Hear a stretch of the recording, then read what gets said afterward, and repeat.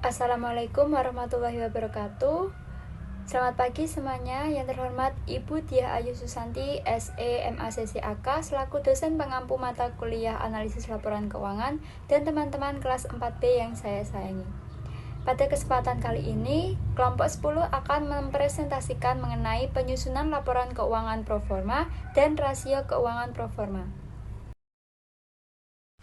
Sebelumnya, perkenalkan anggota kelompok 10 yang terdiri dari Monalisa Rizky Wardani dengan NIM 2021120055, saya Widya Astutiningrum NIM 2021120063, dan Vera Handayani Putri dengan NIM 2021120072. Sebelum memasuki materi, kita perlu mengetahui terlebih dahulu apa itu laporan keuangan proforma. Laporan keuangan proforma adalah laporan proyeksi kondisi keuangan perusahaan di masa mendatang. Laporan proforma merupakan salah satu komponen penting dari rencana bisnis karena dapat memperkirakan profitabilitas dan kondisi keuangan perusahaan di masa yang akan datang.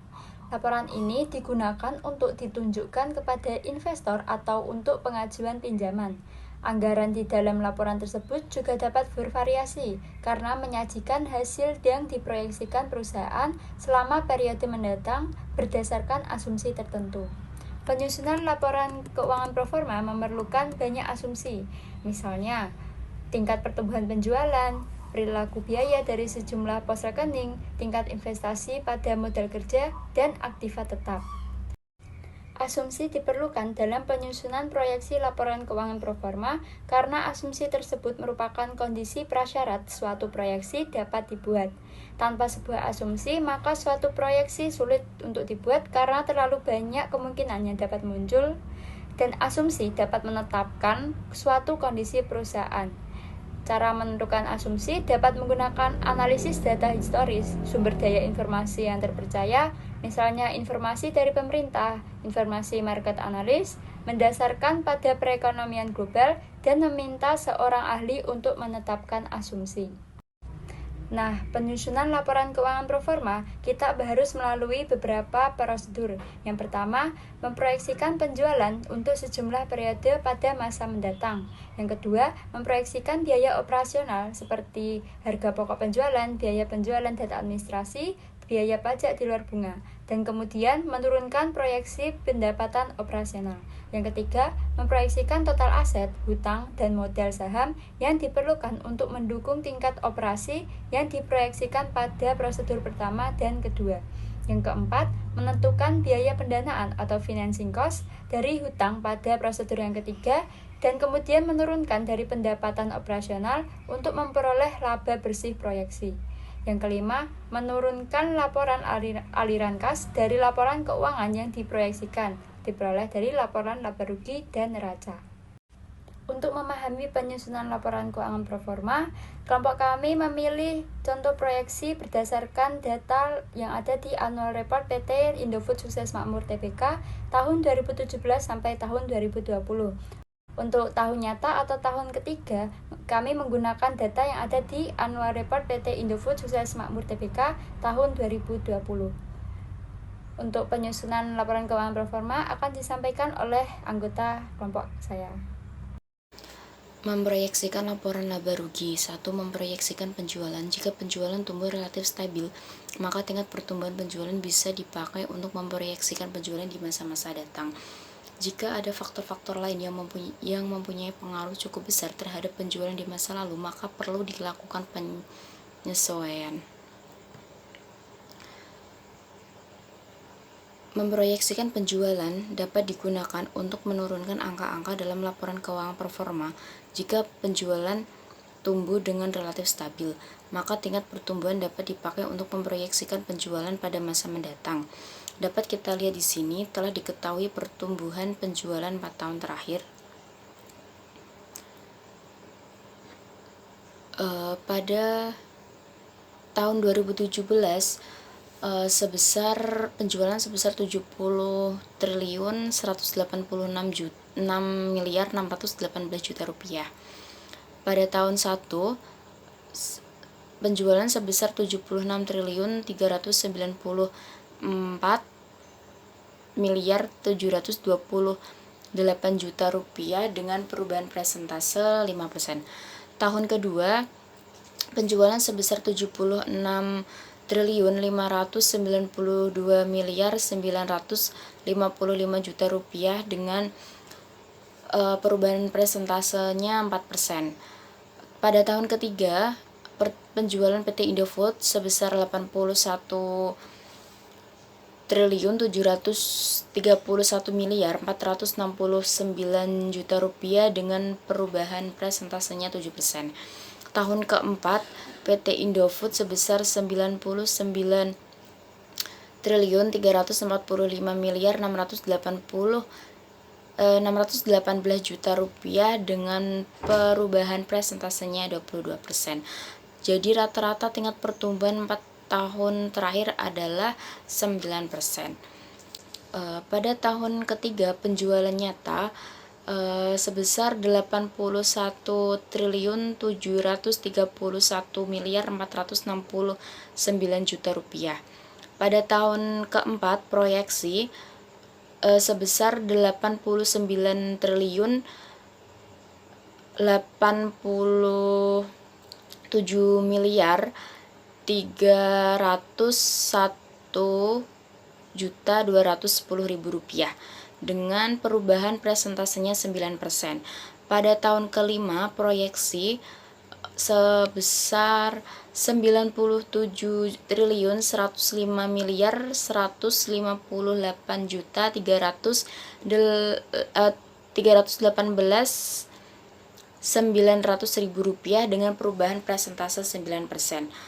Tahun ke-6 proyeksi sebesar 100.444.622.601 rupiah. Yang kedua, memproyeksikan biaya operasional. Laporan keuangan performa dapat menggunakan dua pendekatan, yaitu pendekatan common size atau proporsional atau pendekatan tingkat pertumbuhan individual.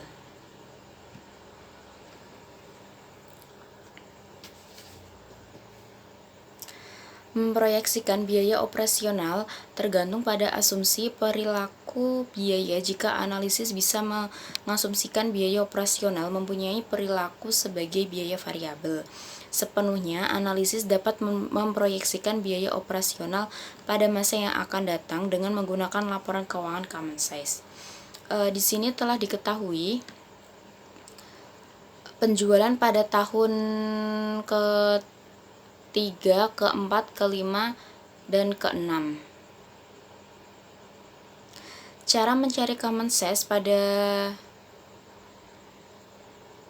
beban pokok penjualan adalah dengan beban pokok penjualan pada 3 tahun nyata dibagi penjualan pada 3 tahun nyata pada tahun 3 nyata dikali common size penjualan 100%, hasilnya 67%. Untuk mengetahui biaya common size pada biaya operasional lainnya menggunakan cara yang sama. Pada tahun keempat, untuk mencari beban pokok penjualan, yaitu dengan cara common size pada harga pokok penjualan dikali biaya operasional penjualan pada tahun keempat dikali biaya operasional beban pokok penjualan. Jadi hasilnya pada tahun keempat beban pokok penjualan sebesar 59.929.573.250.000 rupiah. Untuk mencari biaya operasional beban penjualan administrasi dapat menggunakan rumus yang sama. Jadi hasilnya beban umum dan administrasi sebesar 6.704.709.10.268 rupiah. Untuk mencari biaya operasional lainnya dapat menggunakan rumus yang sama. Pada tahun kelima, untuk mencari beban pokok penjualan dapat menggunakan rumus common size dikali beban operasional penjualan pada tahun kelima. Hasilnya 65.54.842.500.000 rupiah. Untuk mencari beban umum dan administrasi pada tahun kelima dapat menggunakan rumus yang sama, yaitu common size dikali biaya beban penjualan dan administrasi pada tahun kelima. Jadi jumlahnya 10.702.238.460.000 rupiah. Untuk mencari biaya operasional lainnya dapat menggunakan rumus yang sama. Pada tahun ke-6, untuk mencari beban pokok penjualan menggunakan rumus common size dikali biaya operasional penjualan pada tahun ke-6, yaitu proyeksi biaya operasional dengan menggunakan tingkat pertumbuhan individual. Di sini common size-nya sudah diketahui. Penjualan pada 3 tahun nyata sebesar 81.731.469.000 rupiah.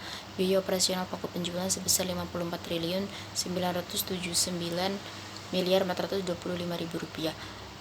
Biaya operasional penjualan dan distribusi sebesar min 9.007.860.000 rupiah. Biaya operasional umum dan administrasi sebesar min 5.087.140.000 rupiah.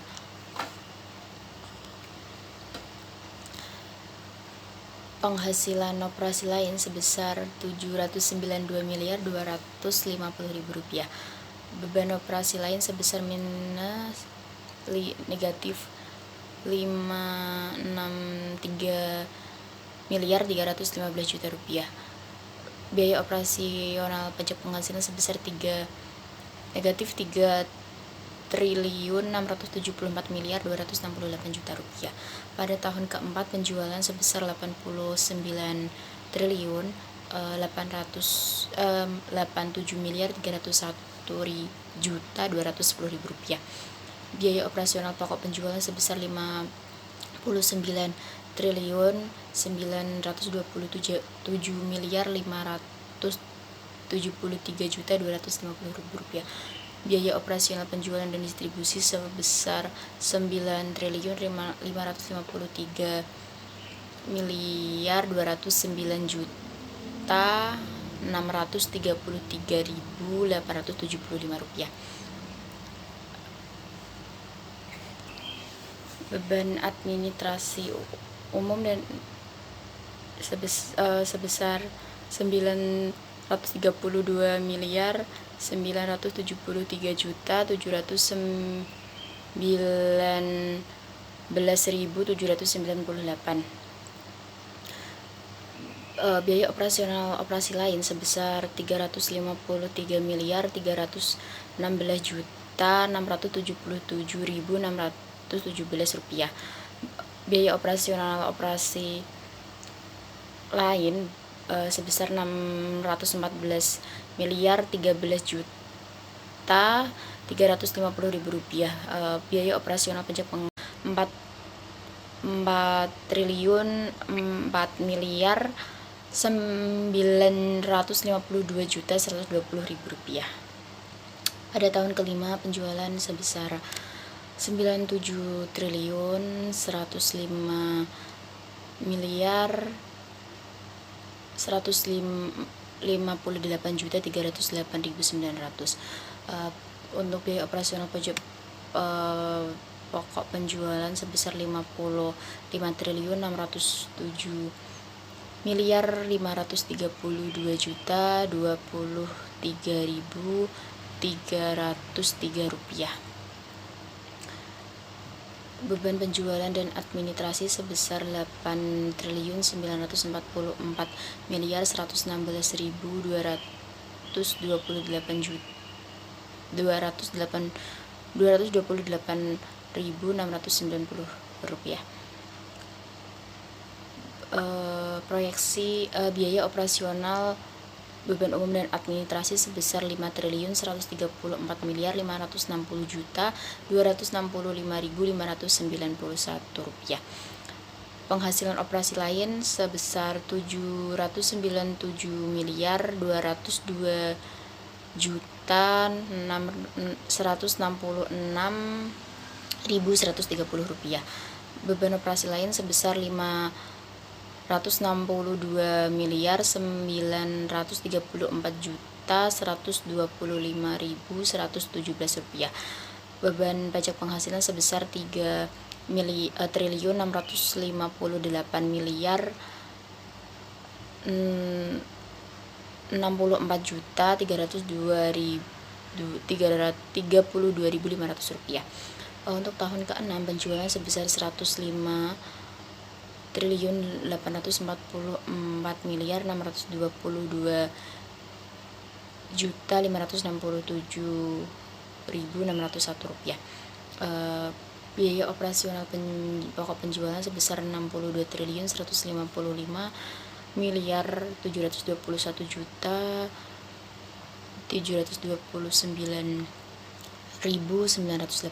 rupiah. Beban pokok penjualan dan distribusi sebesar 8.434.403.681. Beban umum dan administrasi sebesar 9.986 rupiah. Beban pokok penjualan dan distribusi sebesar 8.884.403.681. Beban umum dan administrasi sebesar 5.534.617.85 rupiah. Beban penghasilan operasi lain sebesar 786.028.401.018 rupiah. Beban operasi lain sebesar 562.584.934.876 rupiah. Beban pajak penghasilan sebesar 3.443.568.244 rupiah. Baik, selanjutnya yaitu memproyeksi neraca. Setelah proyeksi penjualan dan laporan laba rugi dibuat, langkah berikutnya yaitu membuat proyeksi neraca. Cara yang paling mudah membuat proyeksi neraca adalah dengan memproyeksikan sisi kiri neraca atau sisi aktiva terlebih dahulu, baru kemudian menyusun komposisi yang diinginkan untuk sisi kanan neraca atau sisi pasifa atau pendanaan untuk tingkat total aset yang diproyeksikan. Terdapat dua pendekatan yang dapat dipakai untuk memproyeksikan aset, yaitu yang pertama memproyeksikan total aset, kemudian memproyeksikan neraca common size untuk mengalokasikan total aset ke komponen-komponennya. Lalu yang kedua, memproyeksikan aset secara individual, kemudian menjumlahkan aset-aset individual tersebut untuk memperoleh total aset. Dalam memperoleh aset ini, baik total maupun individual, terdapat dua cara yang dapat dilakukan. Yang pertama, memproyeksikan aset dengan menggunakan tingkat pertumbuhan. Lalu yang kedua, memproyeksikan aset dengan menganggap perputaran aktiva konstan atau tetap untuk masa yang akan datang. Memproyeksikan total aset Total aset dapat diproyeksikan dengan menggunakan pendekatan tingkat pertumbuhan aset pada masa lalu. Misalkan, aset selama 5 tahun terakhir ini tumbuh dengan rata-rata 22%. Dan analisis untuk menganggap tingkat pertumbuhan ini akan terjadi pada masa-masa yang akan datang. Maka, untuk perkiraan total aset tahun-tahun proyeksinya sebagai berikut. Pada tahun ketiga atau tahun nyata jumlahnya 163.136.516 juta rupiah. Tahun keempat proyeksi jumlahnya 199.549.520 rupiah dengan persentase perubahan 22%. Tahun kelima proyeksi jumlahnya 244.390.414.400 rupiah dengan persentase perubahan 22%. Tahun keenam proyeksi jumlahnya 299.131.305.568 rupiah dengan persentase perubahan 22%. Setelah besarnya aset secara total ditemukan, maka besarnya komponen-komponen aset kemudian dihitung dengan menggunakan persentase tertentu dari total aset atau common size. Common size atau proporsi dihitung dari proporsi neraca untuk tahun ini atau tahun 3. Berikut ini contoh perhitungan neraca proforma dengan menggunakan pendekatan total aset yang kemudian diikuti dengan pendekatan proforma untuk menentukan besarnya komponen-komponen aset. Untuk mencari common size yaitu akun kas dan setara kas tahun nyata atau tahun ketiga dibagi dengan total aktiva tahun ketiga. Begitu juga common size pada akun-akun selanjutnya. Untuk mencari proyeksi tahun keempat, akun kas dan setara kas, yaitu caranya common size dikali total aktiva proyeksi tahun keempat yang didapat dari tabel sebelumnya yaitu 199.26.549.520 rupiah. Begitu juga perhitungan proyeksi pada akun-akun selanjutnya di tahun proyeksi keempat. Untuk tahun proyeksi kelima juga sama caranya, yaitu common size akun kas dan setara kas dikali total aktiva proyeksi tahun kelima yang didapat dari tabel sebelumnya yaitu 244.390.414.400 rupiah. Begitu juga perhitungan proyeksi pada tahun kelima pada akun-akun selanjutnya. Untuk tahun proyeksi ke-6, common size akun kas dan setara kas dikali dengan total aktiva proyeksi tahun ke-6 yang didapat pada tabel sebelumnya yaitu senilai 229.111.305.568 rupiah. Begitu juga perhitungan proyeksi tahun ke-6 pada akun-akun selanjutnya. Cara lain adalah dengan menggunakan metode kedua yaitu memproyeksi aset secara individual, kemudian menjumlahkan aset-aset menjadi total aset. Untuk memproyeksi aset secara individual, analis bisa menggunakan tingkat pertumbuhan di masa lalu atau menggunakan asumsi perputaran aktiva tetap. Misalkan piutang dagang tumbuh dengan tingkat 9% selama 5 tahun terakhir dan analis akan menggunakan tingkat pertumbuhan tersebut. Maka besarnya piutang dagang 3 tahun yang akan datang dapat diproyeksikan.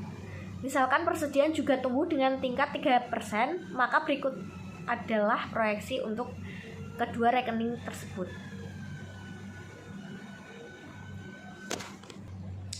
Yang pertama, piutang. Sebelumnya kita harus menghitung pertumbuhannya, yaitu dari piutang tahun ketiga dikali dengan persentase tingkat pertumbuhan. Baru setelah itu untuk mencari proyeksi tahun keempat piutang, yaitu dengan cara hasil pertumbuhan piutang dijumlah dengan piutang tahun sebelumnya atau tahun ketiga. Begitu juga pada tahun selanjutnya. Caranya menjumlahkan hasil pertumbuhan dengan piutang tahun sebelumnya. Setelah itu persediaan. Caranya juga sama, mencari pertumbuhan terlebih dahulu dengan mengkalikan persediaan pada tahun ketiga atau tahun nyata dengan persentase tingkat pertumbuhan. Baru setelah itu untuk mencari proyeksi tahun keempat piutang, caranya hasil pertumbuhan persediaan dijumlah dengan persediaan tahun sebelumnya atau tahun ketiga. Begitu juga pada tahun selanjutnya. Caranya menjumlahkan hasil pertumbuhan dengan persediaan tahun sebelumnya. Selanjutnya yaitu memproyeksikan hutang dan modal saham. Setelah sisi kiri neraca proforma selesai disusun, tahap berikutnya adalah menyusun sisi kanan neraca atau sisi pasifa. Cara yang paling mudah untuk menyusun komposisi pasifa adalah dengan menggunakan common size sisi kanan. Pendekatan ini mengasumsikan bahwa komposisi semacam itu tidak akan berubah untuk masa-masa mendatang. Berikut ini proyeksi sisi kanan neraca. Akun-akun ini didapat dari akun liabilitas pada annual report PT Indofood tahun 2020. Jadi nilai tiap akun pada tahun ketiga ini sudah diketahui. Untuk mencari common size, caranya yaitu akun utang bank jangka pendek dan cerukan tahun nyata atau tahun ketiga dibagi dengan total hutang dan modal saham atau total liabilitas tahun ketiga. Begitu juga dengan common size pada akun-akun selanjutnya. Lalu untuk mencari proyeksi tahun keempat, akun utang bank jangka pendek dan cerukan, caranya yaitu common size dikali total hutang dan modal saham proyeksi tahun keempat atau senilai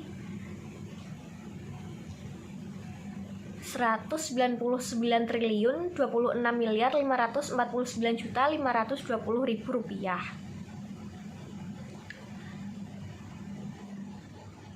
Begitu juga perhitungan proyeksi pada akun selanjutnya. Untuk tahun kelima juga sama, common size akun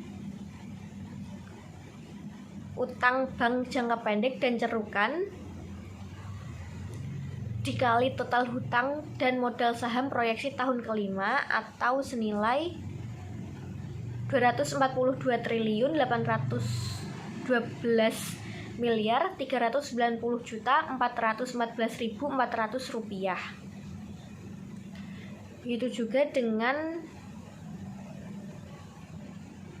perhitungan proyeksi pada akun-akun selanjutnya. Lalu untuk menghitung proyeksi tahun ke-6, caranya sama, common size akun utang bank jangka pendek dan cerukan dikali total hutang dan modal saham proyeksi tahun ke-6 atau senilai 292.116.305.568 rupiah. Begitu juga perhitungan proyeksi pada akun-akun selanjutnya. Pastikan total hutang dan modal saham proyeksi tahun 4, 5, dan 6 sudah sesuai dengan tabel proyeksi yang sudah diperlihatkan sebelumnya. Selanjutnya, memproyeksi biaya pendanaan. Setelah struktur modal diproyeksi, analis dapat menghitung biaya pendanaan seperti bunga, Langkah ini memerlukan asumsi bahwa struktur modal tidak akan berubah pada masa yang akan datang dan juga dengan tingkat bunga. Apabila struktur modal berubah, misal hutang jadi lebih besar, maka resiko perusahaan berubah dan dengan demikian tingkat bunga juga dapat berubah untuk mengkompensasi kenaikan resiko. Berikut ini perhitungan tingkat modal untuk hutang-hutang perusahaan. Rumusnya yaitu biaya bunga bersih pajak dibagi dengan rata-rata hutang yang mempunyai beban bunga. Proyeksi yang terakhir yaitu memproyeksi laporan arus kas. Langkah akhir adalah memproyeksi arus kas. Proyeksi arus kas diturunkan dari proyeksi neraca dan proyeksi laba rugi. Nah, yang terakhir yaitu rasio keuangan laporan keuangan proforma. Setelah laporan keuangan proforma selesai disusun, kita dapat menyusun analisis rasio untuk laporan keuangan proforma dengan cara yang sama seperti materi yang telah kita dapatkan sebelumnya. Sebelumnya, perhitungan rasio keuangan ini untuk tahun ketiga menggunakan data yang ada di Annual Report PT Indofood Sukses Makmur Tbk tahun 2020 dan untuk tahun keempat, 5, dan 6 menggunakan data proyeksi yang telah dilakukan sebelumnya. Rasio yang pertama yaitu rasio likuiditas, ada current ratio dan quick ratio. Current ratio rumusnya aktiva lancar dibagi utang lancar. Untuk tahun ketiga, aktiva lancar sebesar 38.418 miliar 238 juta rupiah dibagi utang lancar sebesar 27.975 miliar 875 juta rupiah diperoleh hasil yaitu 1,37. Untuk tahun 4, 5, dan 6 perhitungannya sama, hasilnya pun sama yaitu 1,37. Yang kedua, quick ratio rumusnya aktiva lancar dikurangi persediaan dibagi utang lancar.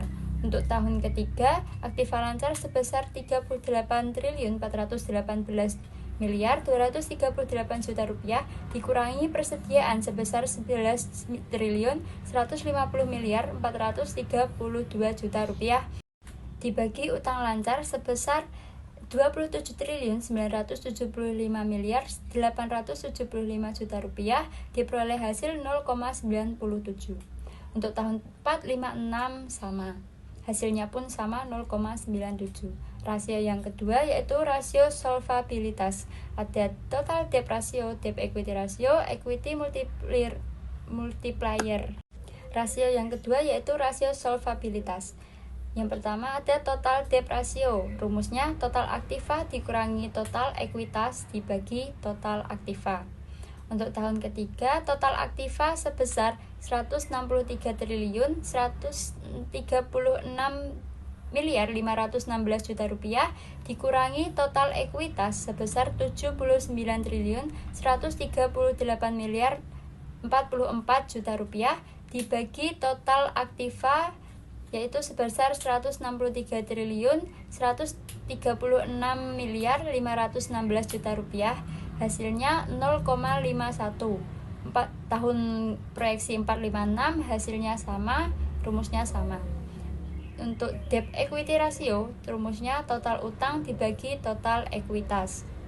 Tahun ketiga, total utang sebesar 83 triliun 998 miliar 472 juta rupiah dibagi total ekuitas sebesar 79 triliun 138 miliar 44 juta rupiah. Hasilnya 1,06. Tahun proyeksi 456 rumusnya sama, hasilnya pun sama. Yang ketiga ada equity multiplier, rumusnya total aktiva dibagi total ekuitas. Untuk tahun ketiga, total aktiva sebesar 163 triliun 136 miliar 516 juta rupiah dibagi total ekuitas sebesar 79 triliun 138 miliar 44 juta rupiah hasilnya 2,06. Tahun proyeksi 456 perhitungannya sama, hasilnya sama. Yang terakhir kapital struktur. Rumusnya utang jangka panjang dibagi total ekuitas. Untuk tahun ketiga, utang jangka panjang sebesar 56.022.597 juta rupiah dibagi total ekuitas sebesar 79.138.044 juta rupiah. Hasilnya 0,71.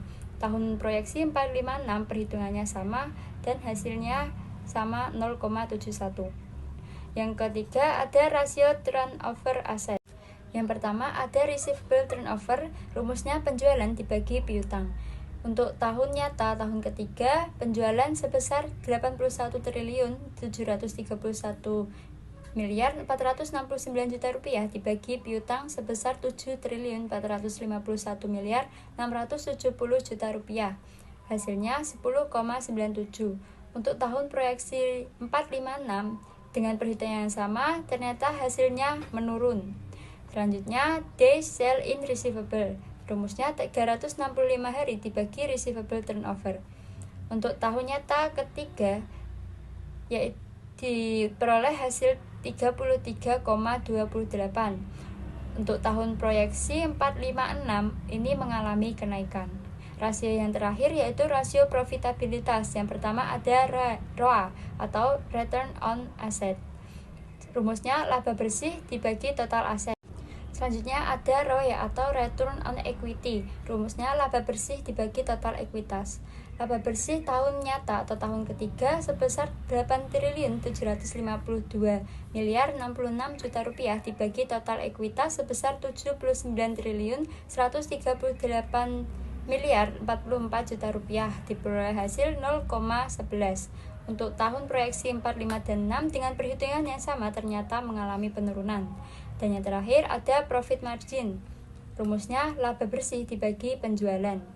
Untuk tahun nyata atau tahun ketiga, laba bersih sebesar 8.752.066 juta rupiah dibagi penjualan sebesar 81.341.469 juta rupiah diperoleh hasil 0,11. Untuk tahun proyeksi 4, 5, dan 6 ternyata hasilnya sama. Dapat kita simpulkan, profitabilitas perusahaan diproyeksikan akan menurun sesuai dengan penurunan ROA dan ROE. Penurunan ini dikarenakan turunnya perputaran aktiva.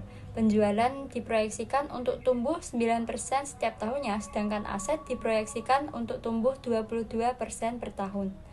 Rasio-rasio untuk mengukur risiko perusahaan dapat dilihat dari perbandingan hutang dengan non-hutang tidak berubah selama 3 tahun mendatang. Hal ini disebabkan karena common size dari neraca diproyeksikan tetap sama untuk tahun-tahun mendatang.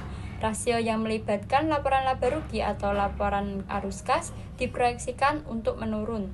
Ini disebabkan karena aset diproyeksikan tumbuh lebih cepat dibandingkan penjualan. Analisis rasio ini menunjukkan bahwa asumsi-asumsi yang dipakai untuk menyusun laporan keuangan proforma akan menentukan besarnya laporan keuangan proforma. Dalam contoh yang telah dijelaskan, asumsi pertumbuhan penjualan dan asumsi pertumbuhan aset yang berbeda akan menghasilkan angka-angka dan rasio-rasio yang berbeda. Sekian presentasi dari kelompok 10, membatasi untuk 3 penanya tercepat. Terima kasih atas perhatiannya. Wassalamualaikum warahmatullahi wabarakatuh.